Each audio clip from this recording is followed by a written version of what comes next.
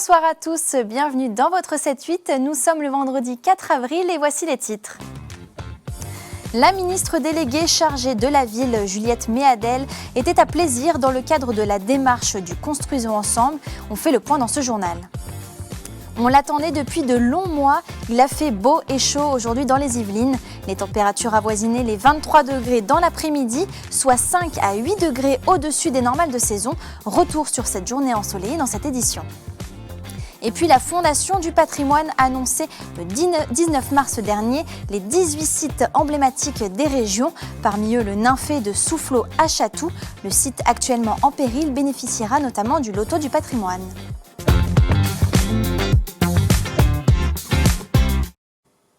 Je vous le disais en titre, la ministre déléguée chargée de la ville, Juliette Méadel, était en déplacement à Plaisir. Elle s'est rendue au Café des Femmes pour y rencontrer l'association Banlieue Santé et découvrir le dispositif Ambassadrice Santé. Elle a ensuite inauguré le centre social de Plaisir, La Mosaïque. Ce déplacement a été organisé dans le cadre de la démarche du Construisons ensemble, initiée par la ministre, dont l'objectif est de construire des politiques publiques avec les habitants et les acteurs locaux. On l'écoute à ce propos au micro de Patrick Jadot-Dixmude. C'est avec leur expérience que je peux le mieux ajuster mes décisions et je souhaite, en voyant sur le terrain ce qui se passe, pouvoir me rendre compte de l'efficacité du dispositif et réfléchir et soutenir sa généralisation partout ailleurs. La ville de Montigny-le-Bretonneux va inaugurer demain sa première aire de jeu inclusive avec des jeux adaptés aux enfants handicapés. Le square portera le nom de Philippine en hommage à l'étudiante de 19 ans native de la ville tuée dans le bois de Boulogne en septembre 2024. L'aire de jeu se situe entre la salle Jacques Brel et l'école Le Village. Un nouveau terrain de basket-ball sera également inauguré à proximité du square. On l'attendait depuis de longs mois. Il a fait beau et chaud aujourd'hui dans les Yvelines. Certains en ont profité pour faire une cure de vitamine D en mangeant en extérieur sous des températures supérieures de 5 à 8 degrés au normal de saison. Un reportage de Michael Midoro et Patrick Jadot-Dixmude.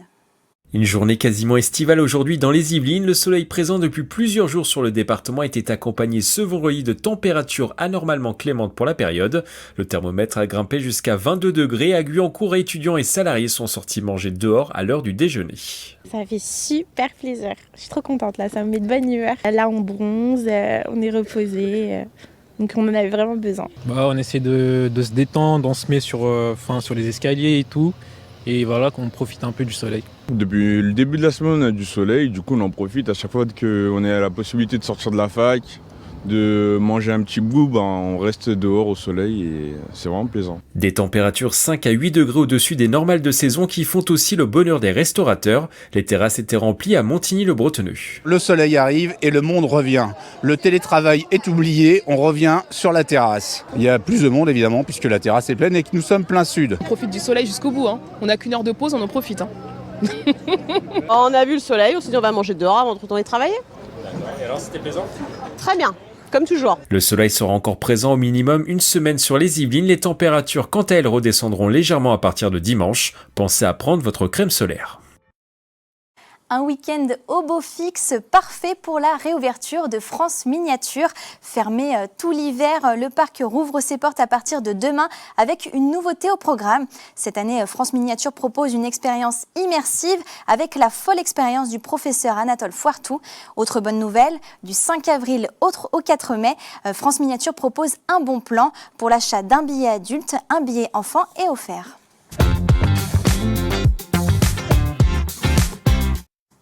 Le 19 mars dernier, la Fondation du patrimoine annonçait les 18 sites emblématiques des régions. Parmi eux, le Nymphée de Soufflot à Chatou, une grotte artificielle créée par l'architecte Germain Soufflot au cœur d'une propriété privée, celle de Henri-Léonard Jean-Baptiste Bertin.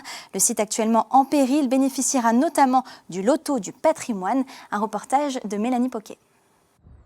Il a subi les affres du temps, mais il a tout gardé de sa superbe. Du haut de ses 250 ans, le Nymphée de Soufflot surplombe toujours majestueusement la Seine. La ville vient d'apprendre qu'il fait partie des sites emblématiques 2025 du loto du patrimoine. C'est véritablement une grande fierté que le Nymphée ait pu être sélectionné. pour la ville, ça donne une image et c'est une locomotive du point de vue du patrimoine qui vient s'ajouter à celle des impressionnistes, qui est notre image de marque fondatrice, si vous voulez. Vous aviez un domaine qui était composé à la fois du nymphée de Soufflot qui recueillait les eaux de ruissellement du domaine de Bertin. Au-dessus, vous aviez un potager, vous aviez des champs de culture, de l'horticulture. Derrière nous, sur la gauche, nous avions des salles de verdure avec des empereurs romains et des jeux de bacs chinois, c'est-à-dire tout ce qui était à la mode à l'époque. Acquis en 2021 par la commune yvelinoise, le nymphée de Soufflot est une création d'un architecte de renom, Jacques-Germain Soufflot, créateur du Panthéon de Paris et de l'Hôtel-Dieu de Lyon. La commande est passée par le seigneur de Bertin, ministre de Louis XV et Louis XVI. Sa conception prend fin en 1777. Ses caractéristiques majeures, c'est d'une part, vous le voyez, ses dimensions. Il a une façade de plus de 25 mètres de long. Il a une forme de voûte surbaissée, adossée à un talus. Et il est dans le style antique affectionné par Soufflot. Il est constitué de matériaux de recyclage. C'est-à-dire qu'en dehors des pierres du Val d'Oise de soutènement, tout le décor du nymphée est constitué de parements de scories de pierre meulière et de résidus de fonderie et de coquillages de l'Atlantique. Donc c'était une économie de moyens qui avait été voulue par son commanditaire. Classé monument historique en 1952, il est déclaré en péril depuis 2002. Les premières estimations évaluent les travaux à plus de 4 millions d'euros. La ville va aussi signer une convention avec la Fondation du patrimoine. L'ouverture au public est espérée pour 2027.